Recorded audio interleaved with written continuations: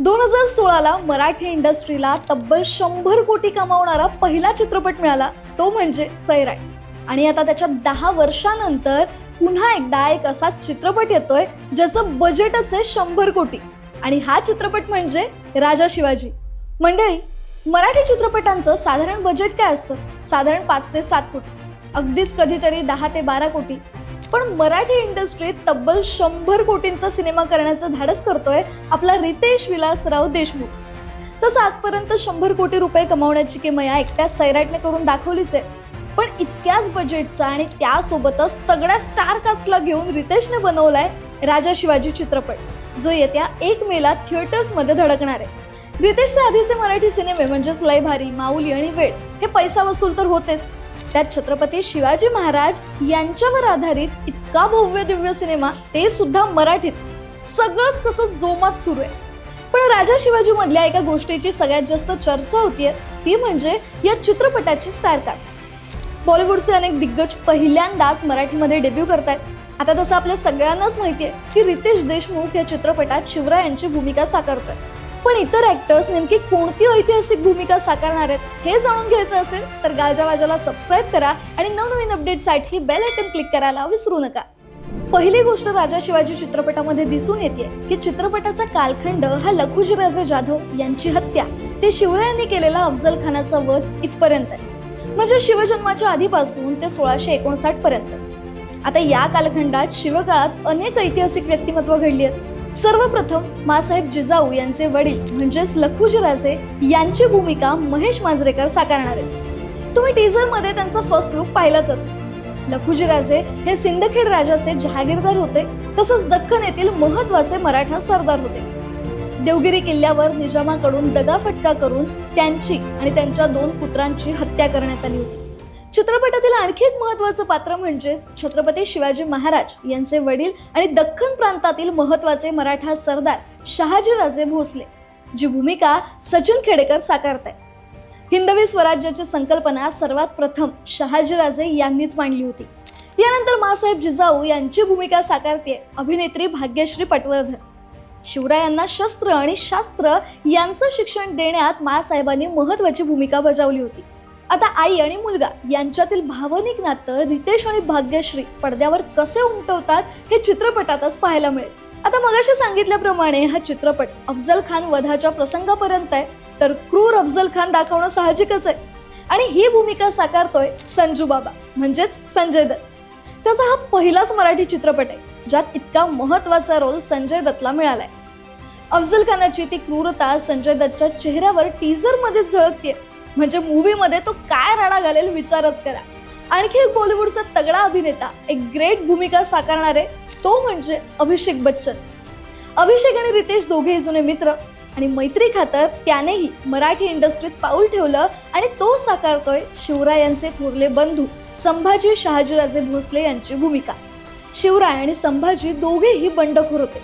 1655 साली कनकगिरीच्या लढाईत अफजल खानाने दगाफटका करून बंधू संभाजी यांची हत्या केली होती आणि याचाच बदला 4 वर्षांनी शिवरायांनी घेतला होता. त्यानंतर एक महत्त्वाचं कॅरेक्टर साकारते विद्या बालन. तसं विद्या बालनला आपण मराठीत 10 वर्षांपूर्वी एक अलबेला या चित्रपटात पाहिलंच होतं. आता ती पुन्हा 10 वर्षांनी मराठीत येते आणि राजा शिवाजीमध्ये ती साकारते बडी बेगमची भूमिका. ही अली आदिल शहाची आई होती आणि शिवरायांना मारण्यासाठी अफजल खानाची नेमणूक तिनेच केली होती. टीझर मध्ये तर विद्या अगदी बेगम सारखीच शोभून दिसते. याशिवाय आणखी एक बॉलिवूड मधला चेहरा चित्रपटात झळकणार आहे. तसा तो सध्या सिनेसृष्टीपासून दूरच आहे, पण रितेशच्या मैत्रीने त्याला डायरेक्ट मराठी डेब्यू करायला भाग पाडलं आणि तो अभिनेता आहे फरदीन खान. यामध्ये तो 5वा मुघल बादशाह शहाजहानची भूमिका साकारत असल्याचं एकंदरीतच टीझर मधून दिसून येत आहे. टीझरच्या एका सीन मध्ये त्याच्या मागे ताजमहाल बांधतानाचा सीन आहे. त्यावरून आपण हा अंदाज लावू शकतो की फरदीन हा 100% शहाजहानच असेल. बॉलिवूडचे आणखी एक दिग्गज कलाकार बोमन इराणी चित्रपटात महत्त्वाची भूमिका साकारतायत. ते एकतर सुफी बाबा किंवा गुप्तहेर बहिर्जी नाईक यांची भूमिका करत असल्याचा अंदाज आहे. पण त्यांचं वय आणि अंगकाठी पाहायचं झालं तर ते बहिर्जी नाईक नसावेत. त्यामुळे शिवकाळातील एका सुफी बाबांची भूमिका त्यांना देण्यात आली. तर आपण वेड चित्रपटात रितेश आणि जेनेलियाची केमिस्ट्री तर पाहिलीच आहे.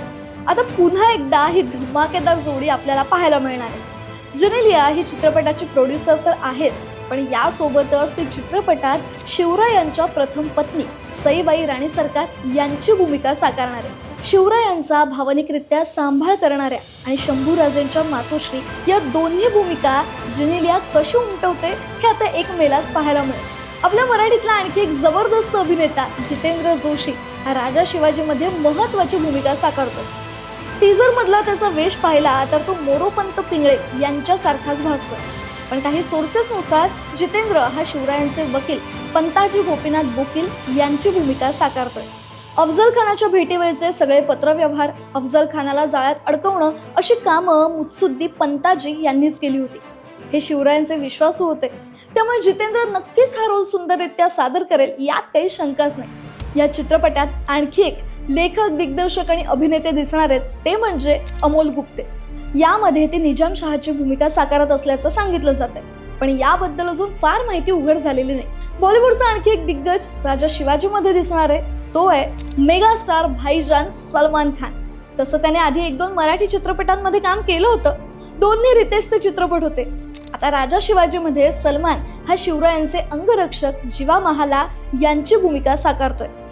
सर्वांनाच माहिती आहे की अफजल खान वधाच्या प्रसंगावेळी जीवा महाला यांनी शिवरायांचा जीव वाचवला होता आणि सय्यद बंडाचा हातही त्यानेच कापला होता. त्यामुळे आता मूव्हीमध्ये सलमान कशी ऑरा फार्मिंग करतोय हे बघूयाच. बाकी हे सगळं झालं कास्टिंग बद्दल, पण चित्रपटाची सर्वात पॉवरफुल बाजू काय माहितीये? अजय अतुल यांचं संगीत. टीझर मध्येच त्यांच्या म्युझिकची रेंज कळून येते, तर थिएटरमध्ये काय धमाका होईल याचा विचारच करा. दुसरीकडे national award winner Santosh Siwan यांच्यासारखा इंडस्ट्रीतला मोठा माणूस या चित्रपटाचा सिनेमॅटोग्राफर आहे. देवबाभळी फेम प्राजक्त देशमुखने चित्रपटाचे डायलॉग्स लिहिलेत, तर सध्या महाराष्ट्रभर प्रसिद्ध असलेला नौखा इतिहास संशोधक केतन पुरी हा चित्रपटाचा संशोधन सल्लागार आहे. आता रितेशचं डिरेक्शन आपण वेडमधून पाहिलंच आहे, पण आता इतका मोठा प्रोजेक्ट, त्यात हिस्ट्रिकल ड्रामा, त्यात स्वतःकडे असलेला इतका महत्त्वपूर्ण रोल, या गोष्टींचं प्रेशर तर त्याने झेललंच असेल, पण त्याची मेहनत आपल्याला येत्या महाराष्ट्र दिनीच दिसून येईल.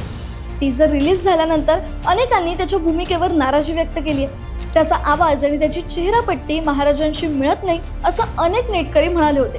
पण 2 मिनिटांच्या टीझरवरून 2.5 तासांचा चित्रपट सध्या अजून न केलेलंच उत्तम आहे. बाकी एक कन्फर्म आहे की मराठीतले सगळे रेकॉर्ड 100% या चित्रपटाद्वारे मोडले जाणार. अगदीच first day collection, highest grossing Marathi movie, single day collection, highest weekend collection, सगळे रेकॉर्ड ब्रेक होणार आहे. इतकंच काय तर मूव्हीमध्ये बॉक्स ऑफिसवर 200 कोटी कमावण्याचं पोटेन्शियल आहे.